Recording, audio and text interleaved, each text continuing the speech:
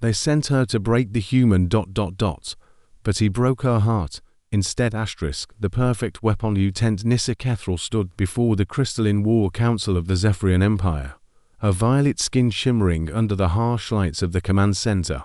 Her species had been engineered for one purpose: psychological warfare. Every curve of her form, every tone of her voice, every gesture had been designed to be irresistible to most sentient beings across the galaxy. The human resistance grows stronger each day, hissed General Vorkuk, his serpentine head weaving as he spoke. Their ship, the Starbound Wanderer, has evaded our fleets for 6 months. Traditional tactics have failed. Nyssa listened with practiced patience. The Zephyrian Empire had conquered 17 star systems through superior technology and ruthless efficiency. Yet somehow, one human exploration vessel continued to slip through their grasp, inspiring other species to resist their expansion. Captain Thomas Ryder leads through inspiration than fear, continued the general. Intelligence reports suggest his crew follows him out of loyalty, not obligation. This makes them unpredictable. The holographic display showed the human captain, tall and lean with sandy brown hair and piercing blue eyes. Unlike the brutal commanders Nyssa was accustomed to studying, this human carried himself with quiet confidence. His service record showed remarkable tactical brilliance combined with an unusual concern for civilian casualties. Your mission is simple, General Vorkuk explained. Infiltrate their vessel, seduce their captain, and destroy his credibility. From within, once his crew loses faith in his leadership, they will surrender. Nyssa nodded, though something about the assignment felt different. She had broken dozens of enemy commanders before, exploiting their desires and ambitions until they crumbled. Yet the human in the hologram seemed to possess a quality she had rarely encountered: genuine warmth. I'll need detailed psychological profiles, she said professionally. Weaknesses, fears, personal attachments, already prepared, the general replied, handing her a data crystal. Pay special attention to his history with the merchant vessel, Aurora's Dream. He lost 17 civilians in that engagement, including children. The guilt still haunts him. 3 days later, Nyssa drifted in a damaged escape pod along the Starbound Wanderer's patrol route. Her ship, supposedly a civilian transport, had been attacked by Zephyrian raiders. The story was perfect, tragic enough to evoke sympathy, detailed enough to withstand scrutiny. When the human rescue shuttle approached, Nyssa prepared herself for another successful mission. The airlock cycled open, and Captain Thomas Ryder himself stepped through, his blue eyes filled with genuine concern. "Ma'am, you're safe now," he said, his voice gentle despite the urgency of the situation. "I'm Captain Ryder. Can you tell me what happened?" Nyssa allowed herself to appear shaken, drawing upon her extensive training. "They came without warning," she whispered. "My family. They're all gone." Something flickered across the captain's features: pain, recognition, empathy. He helped her to her feet with careful respect, his touch professional yet comforting. "I'm sorry for your loss," Ryder said quietly. "We'll do everything we can to help you." As they moved through the ship's corridors, Nyssa observed everything. With trained eyes, the Starbound Wanderer was smaller than Zephyrian vessels, but felt more alive somehow. Crew members nodded respectfully to their captain, but their interactions seemed relaxed, almost familial. "Dr. Elena Vasquez will examine you in the medical bay," Ryder explained as they walked. "Take all the time you need to recover. You're safe here." The simple declaration surprised Nyssa. In Zephyrian culture, promises were tactical tools, words used to manipulate and control. Yet when this human spoke of safety, she detected no deception, no hidden agenda. Dr. Vasquez proved equally unexpected to warm, competent physician who treated Nyssa with genuine care rather than clinical detachment. The medical examination revealed exactly what Nyssa had programmed it to show: a traumatized refugee in need of assistance. "Your stress indicators are extremely elevated," Dr. Vasquez noted with concern. I'm recommending extended rest and counseling support. The captain has assigned you guest quarters, added Chief Engineer Marcus Stone, who had arrived to check on the newest passenger. Anything you need, just ask. That evening, as Nyssa settled into her assigned room, she reviewed her mission parameters. Breaking Captain Ryder should be straightforward. Identify his psychological vulnerabilities, exploit his guilt over past failures, and systematically undermine his confidence. Yet something about the genuine kindness she had witnessed made her pause. For the first time in her career, Nyssa wondered if her target might be different from the others. Unexpected resistance next morning brought Nyssa's first real attempt at seduction. She had chosen her approach carefully, appearing in the ship's common area during Captain Ryder's routine breakfast, timing her arrival to seem coincidental. Her outfit was perfectly calculated, revealing enough to attract attention, while maintaining the appearance of innocent vulnerability. Captain, she said softly, approaching his table with practiced hesitation. I wanted to thank you again for saving me. Ryder looked up from his coffee and data pad, offering a warm smile. Please, sit down. How are you feeling this morning? Nyssa settled into the chair across from him, allowing their knees to brush as she moved.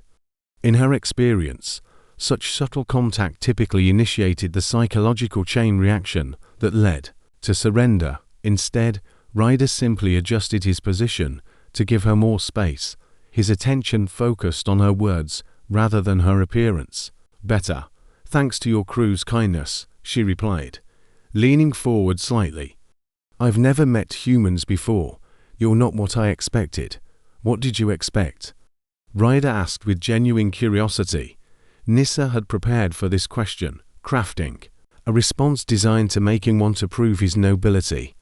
My people heard stories about human aggression, your species' tendency toward violence, but everyone here has been so gentle, rather than the expected defensive reaction. Ryder nodded thoughtfully. We've made mistakes as a species.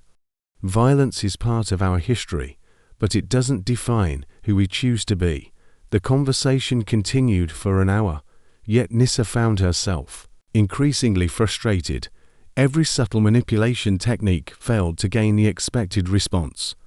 When she mentioned feeling lonely and vulnerable, Ryder offered practical support rather than romantic interest. When she praised his leadership, he deflected credit to his crew. Most puzzling was his complete immunity to her enhanced pheromones. Her genetic modifications should have made her irresistible to most carbon-based life forms, yet Ryder seemed genuinely oblivious to her biological influence. The captain's different from most males, came a voice from behind her. Nyssa turned to find Lieutenant Commander Jessica Park, the ship's tactical officer, carrying her own breakfast tray. Different how? Nyssa asked, genuinely curious now. Jessica settled at their table, her dark eyes studying Nyssa with professional interest. He leads with his heart instead of his ego. Makes him harder to manipulate than most commanders. The blunt observation caught Nyssa off guard. Did this human suspect her true purpose? I wasn't trying to manipulate anyone, Nyssa said carefully. Of course not, Jessica replied with a knowing smile. Just making conversation. Over the following days, Nyssa escalated her efforts with increasing desperation. She volunteered for dangerous maintenance tasks, hoping to create situations where Ryder would need to rescue her. Instead, he assigned experienced crew members to ensure her safety. She fabricated emotional crises, expecting him to offer personal comfort. Instead, he connected her with the ship's counselor, Dr. Michael Torres. You're trying too hard, Doctor. Torres observed during one of their sessions. Recovery from trauma takes time. Don't force yourself to engage socially if you're not ready. The irony wasn't lost on her. Here she was, a trained psychological operative, receiving therapy from her target's crew. Yet Dr. Torres's insights proved uncomfortably accurate. Her forced attempts at seduction felt hollow compared to the genuine human interactions she observed daily. Chief Engineer Stone spent hours teaching junior crew members, without expecting anything in return. Navigation Officer Lisa changed her rations with refugees they had rescued the previous month. Security Chief Robert Nakamura organized recreational activities that included everyone, regardless of rank or species. Most confusing was Captain Ryder himself. Nissa watched him make decisions that prioritized crew welfare over tactical advantage, listened to him resolve conflicts through patient discussion rather than authoritarian commands. When difficult choices arose, he sought input from his officers and accepted responsibility for the consequences. "Why do you do it?"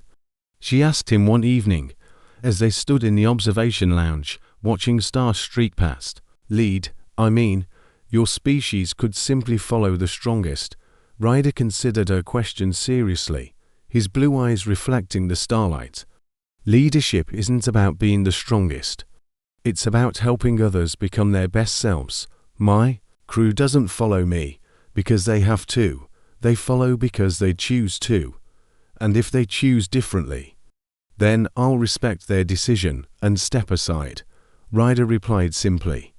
No one should lead who isn't worthy of being followed. Such thinking would be considered weakness among the Zephyrians. Yet Ryder spoke with absolute conviction. Nissa found herself studying his profile in the soft lighting, noting the way his features reflected not ambition or cruelty, but something she was beginning to recognize as integrity. For the first time since beginning her mission, doubt crept into her thoughts. This human was nothing like the brutal commanders she was trained to break. Destroying him would require tactics she had never used before, strategies that felt increasingly wrong the more she understood him. That night, alone, in her quarters, Nissa stared at the communication device that would connect her to General Vorkuk. Her mission was falling behind schedule, and she knew the consequences of failure. Yet when she reached for the device, her hand hesitated. Something was changing inside her, something her Zephyrian creators had never anticipated. For the first time in her life, she was questioning not just her methods, but her purpose. The moment everything changed as emergency klaxons shattered the ship's peaceful routine at 0400 hours. Nissa jolted awake in her quarters as red lights bathed the corridors in crimson urgency. Through her door's viewport, she watched crew members racing to their stations with practiced efficiency. "All hands to battle stations," came Captain Ryder's calm voice over the intercom. "We have multiple distress signals from the Kepler research station. Zephyrian attack vessels detected in the area." Nissa's blood turned cold. Her own people were attacking civilians, and she was trapped aboard the ship that would undoubtedly respond to help. She quickly dressed and made her way to the bridge, using her temporary clearance to observe the unfolding crisis. "Status report," Ryder commanded as he entered the bridge, his uniform hastily assembled, but his demeanor completely focused. 17 civilian vessels under attack, reported Navigator Chen. "The research station is requesting immediate evacuation assistance. Estimated 1,200 non-combatants, including families." Zephyrian force composition: 3 heavy cruisers, multiple fighter squadrons, replied Tactical Officer Park. "We're outnumbered 8 to 1. Nissa expected Ryder to calculate odds, perhaps call for reinforcements or retreat to a safe distance. Instead, he studied the tactical display with grim determination. "Plot an intercept course, maximum speed." "Sir," Chief Engineer Stone interjected over the comm. "We're still running on backup power from the last engagement.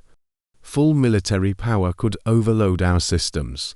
"Do it anyway," Ryder replied. "Those people need help now." As the Starbound Wanderer surged toward the battle zone, Nissa watched the crew prepare for what seemed like certain death. No fear, no hesitation, just professionals doing their jobs because their captain had asked them to. The loyalty she had been sent to break was stronger than she had ever imagined. "Nissa," Ryder said, noticing her presence, "you should get to the emergency shelters. This could get rough." "I want to help," she heard herself saying. "I have experience with Zephyrian tactics." It was true, though not in the way he would assume. Ryder studied her for a moment, then nodded. Lieutenant Park, brief our guest on enemy patterns. Any insight could save lives. The battle that followed was unlike anything Nyssa had witnessed. Rather than engaging the superior Zephyrian force directly, Ryder used the starbound Wanderer as a shield, positioning his ship between the attackers and the fleeing civilians. He took hit after hit, his vessel's armor buckling under plasma fire, while evacuating families to safety. Hull breach on Deck 7, reported Security Chief Nakamura. Emergency teams responding. Keep those transporter beams running, Ryder ordered, his knuckles white as he gripped his command chair. Every life matters. Nyssa found herself working alongside the crew, coordinating evacuation patterns and providing tactical intelligence about Zephyrian weak points. When a plasma burst overloaded the navigation console, she instinctively stepped in to maintain course calculations. "You know our systems," Navigator Chen observed, blood trickling from a head wound. "I'm a quick learner," Nyssa replied, focusing on keeping the ship steady as another barrage shook the hull. Hours passed in desperate struggle. The starbound Wanderer was dying by degrees, but they had saved over 1,000 civilians. As the last transport cleared the battle zone, Ryder finally ordered a retreat. "All ships, this is Captain Ryder. Evacuation complete. All civilian vessels are clear to jump to hyperspace." The Zephyrian forces, frustrated by their failure to inflict civilian casualties, focused their remaining firepower on the wounded human ship. Plasma bolts tore through already damaged sections as the starbound Wanderer limped toward the edge of the system. In the chaos, Nyssa made a decision that surprised even her. As Zephyrian fighters closed for the killing blow, she activated her hidden communication device and transmitted her personal security codes to the attacking fleet. "This is Lieutenant Nyssa Kethrel, Special Operations Division," she broadcast on Zephyrian military frequencies. "Abort attack on coordinates 347 Mark 8, Priority 1 intelligence asset aboard target vessel." The fighters pulled back, their commanders confused but unwilling to risk destroying valuable intelligence. The starbound Wanderer escaped into hyperspace, carrying its crew to safety. "How did you know that would work?" Ryder asked later, as medical teams treated the wounded and damaged control parties assessed their battered ship. "Lucky guess," Nyssa replied, unable to meet his eyes. "Sometimes attackers hesitate when they think they might lose something valuable." Dr. Vasquez was treating the more seriously injured crew members, but Ryder had insisted on checking every person aboard personally. When he reached Nyssa, his expression was filled with gratitude and something deeper. "You saved us out there," he said quietly. "That tactical advice, the navigation assistance. We couldn't have done it without you." "I just did what anyone would do," Nyssa protested. "No," Ryder corrected gently. "You did what you chose to do. There's a difference." As he moved on to check other crew members, Nyssa felt something fundamental shift inside her chest. For the first time in her life, she had made a choice based not on mission parameters or genetic programming, but on what felt right. She had saved the human ship, not because she was ordered to, but because she wanted to. The realization terrified and exhilarated her in equal measure. She was no longer just a weapon aimed at Captain Ryder's heart. She was becoming something she had never been allowed to be before, a person with her own will, her own choices, her own conscience. But that transformation came with a terrible price. By revealing her identity to save the ship, she had compromised her mission and betrayed her people. Soon, General Vorkuk would demand answers she couldn't give. Part 4. The truth revealeth. Communication from General Vorkuk came 3 days after the battle. Nyssa sat alone in her quarters, staring at the encrypted message with growing dread. The holographic image of her commander materialized above the hidden device, his serpentine features twisted with cold fury. "Agent Kethrel," he hissed, "your recent transmission compromised an entire military operation. Explain your actions immediately." Nyssa straightened, falling back on her training. The intelligence value of maintaining deep cover outweighed the tactical advantage of destroying one human vessel. General, intelligence value. Vorkak's laugh was like breaking glass. You were sent to break their captain, not protect him. Your mission parameters were explicit. The target has proven more resilient than anticipated. Nissa replied carefully. Direct approaches have failed. I'm developing a longer-term strategy. Your strategy has cost us valuable time and resources. The general snapped. The human ship's escape has inspired 3 more systems to join their resistance movement. Your failure spreads like a plague. Nissa felt heat rise in her cheeks, but not from shame or fear. For the first time, she felt anger at her own people's methods. Perhaps the resistance spreads because we give them reasons to resist. Vorkak went very still, his reptilian eyes narrowing.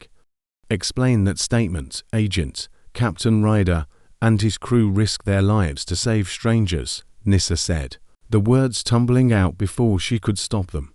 They show mercy to enemies, protect the innocent, and lead through inspiration rather than fear. Maybe that's why others choose to follow them. You sound as if you admire these weaknesses, Vorkak observed dangerously. I'm beginning to think they're not weaknesses at all, Nissa admitted. I've watched them turn disadvantage into victory, transform fear into hope. Their methods achieve results that pure force cannot. The silence stretched between them like a chasm. When Vorkak finally spoke, his voice carried the chill of deep space. You are compromised, Agent Kethril. Return to base immediately for psychological reconditioning. No, the word escaped before Nissa could consider the consequences. I'm not finished here. That was not a request, Vorkak hissed. You will report within 48 hours, or be designated a traitor to the Empire. The transmission ended, leaving Nissa alone with the weight of her decision. She had crossed a line that could never be uncrossed. In refusing direct orders, she had chosen her new life over her old one, chosen conscience over duty, chosen love over fear. The realization struck her like lightning. Love. She was in love with Captain Thomas Ryder, not as part of her mission, but genuinely, completely, helplessly in love with everything he represented. His kindness, his integrity, his unwavering commitment to doing what was right regardless of personal cost. A soft chime indicated someone at her door. Nissa quickly hid the communication device and called for entry. Captain Ryder stepped inside, his expression concerned but gentle. Dr. Vasquez mentioned you seemed distressed during your last counseling session, he said. I wanted to check on you personally. Nissa studied his face, noting the genuine worrying in his blue eyes. He cared about her well-being, and that care was real, not calculated or conditional. The contrast with General Vorkak's cold manipulations couldn't have been starker. Thomas, she said, using his first name for the first time, there's something I need to tell you. He settled into the chair across from her small desk, giving her his complete attention. I'm listening. I'm not who you think I am, Nissa began, her voice barely above a whisper. My name is really Nissa Kethril, and I'm a Zephyrian intelligence operative. She expected shock, anger, betrayal. Instead, Ryder simply nodded as if confirming something he already suspected. How long have you known? He asked calmly. Since the second day, Ryder replied. Your knowledge of ship operations was too advanced for a civilian. Your tactical insights during the battle were too precise, and you asked questions that suggested military training. Then why didn't you confine me? Interrogate me. Ryder's smile was sad, but understanding. Because I was curious about your real purpose. And because I hoped that spending time with us might help you see another way of living. Tears began flowing down Nissa's violet cheeks. I was sent to seduce you, to break your confidence and destroy your crew's faith in your leadership. And now? Nissa met his eyes, letting him see all the pain and confusion and newfound hope in her expression. Now I understand that what you've built here is worth protecting, worth fighting for. I've never experienced anything like the loyalty and compassion you inspire. Ryder leaned forward, his voice gentle but serious. What will you do now? Your people won't simply let you disappear. I know, Nyssa whispered. General Volkert has ordered me to return for reconditioning. If I refuse, I'll be marked as a traitor. Then we'll find another way, Ryder said with quiet confidence. We always do. The simple declaration filled Nyssa with warmth she had never experienced. This human, this remarkable man she had been sent to destroy, was offering her protection and acceptance despite her deception. He was willing to risk everything for someone who had come aboard his ship with the intent to harm him. Why? She asked through her tears. Why would you help me after what I tried to do? Because that's not who you are anymore, Ryder replied simply. People can change, Nyssa. They can choose to become better than they were. You've already proven that. As he reached out to take her hand in both of his, Nyssa realized she had found something she had never even known existed. Not just love, but the possibility of redemption, of becoming someone worthy of the faith this extraordinary human was placing in her. Part 5. The final choice. The Zephyrian fleet arrived exactly 48 hours later, just as General Volkert had promised. 27 warships dropped out of hyperspace in perfect formation, their weapons powered and ready. The massive display of force made the starbound Wanderer look like a child's toy floating in an ocean of predators. Captain Ryder stood on his bridge, calm despite the overwhelming odds. His crew worked with quiet efficiency, following protocols they hoped never to use. Nyssa stood beside him, her violet skin pale, but her resolve unwavering. Captain, Communications Officer Stevens reported, "We're receiving a transmission from the lead vessel. On screen," Ryder ordered. General Volkert appeared in the main viewer, his reptilian features cold with satisfaction. "Human vessel, you will surrender the fugitive Nyssa Kethril immediately, or be destroyed.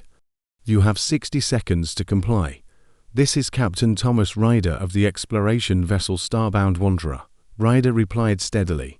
"We're in neutral space under Galactic protection treaties. Agent Kethril has requested asylum, which we've granted under interstellar law. Your law means nothing to the Empire," Volkert hissed. "Return our property, or face annihilation." Nyssa stepped forward, her heart pounding but her voice steady. "General, this is Agent Kethril.